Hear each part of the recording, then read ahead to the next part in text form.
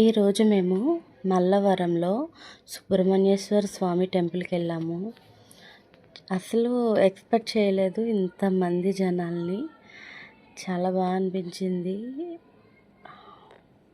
Doctors కూడా పిల్లలు పుట్టరు అని చెప్పిన తర్వాత కూడా ఈ టెంపుల్కి వచ్చి నాగుల చీర అని ఉంటుంది, ఆ చీర కట్టుకొని 45 మినిట్స్ అక్కడ టెంపుల్ బ్యాక్ సైడు పొట్ట భూమికి తగిలేలా పడుకొని ఒక 45 మినిట్స్ తర్వాత కలలో ఫ్రూట్ వస్తే అబ్బాయి అని, ఫ్లవర్స్ వస్తే అమ్మాయి అని ఉంటుందంట.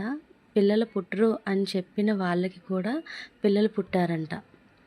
ఎవరికన్నా యూస్ఫుల్ అనిపిస్తే ట్రై చేయండి.